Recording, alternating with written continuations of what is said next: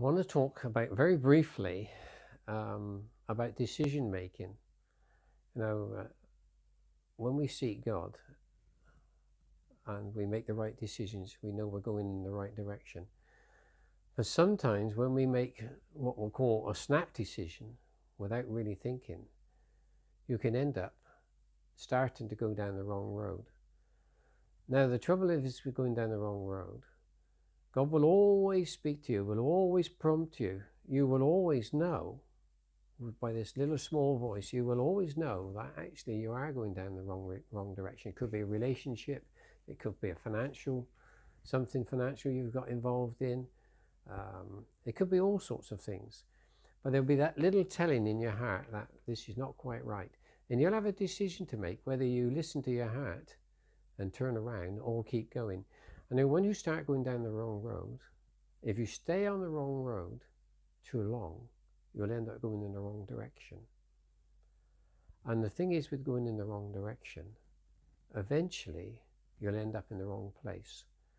Now this is important, what I'm trying to say to you, because turning around when we get that little unction to know that we're not going the right way, it can be quite difficult, especially in relationships. Very, very difficult. I've had to do this thing myself, and it's a painful process sometimes. And trying to listen to God when your head's saying something else can be quite challenging. I want to encourage you, and I'm speaking from experience, that when we know that we're going in the wrong direction, stop, listen, consider, turn around and sort yourself out. Because like I've already said, if you stay going in the wrong direction for too long, you end up in the wrong place. And then it's a bit like the prodigal son. You're brought to a place of desperation. You're in a mess. And then you've got to go back, own up, say sorry, and get sorted. Now we have got a God who knows us, so he knows us better than we know ourselves. And he is there for us. But he does want to save us all the trouble of going in the wrong direction. And I've done a little bit of that.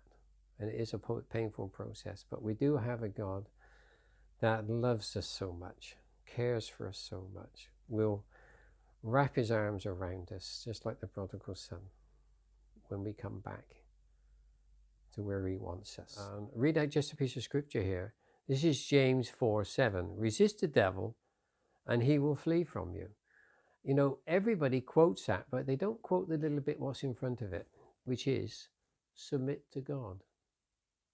Submit to God, resist the devil, and he will flee from you. You know, if you miss out that first bit of submitting to God, you'll never defeat the devil. He'll never flee from you.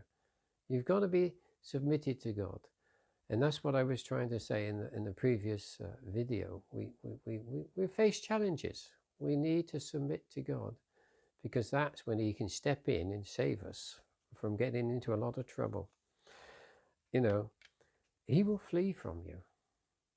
And he will flee from you. Yeah. Now, we have to conquer our fears. Yeah, and fight our doubts. God gives us everything we need to do that. And when we struggle with our relationship with God, when we struggle with going the right way, this is when we need to stand up, submit to God, so that the devil will flee from us. We're able to run the race, and we're able to go in the right direction because we got God backing us up 100%.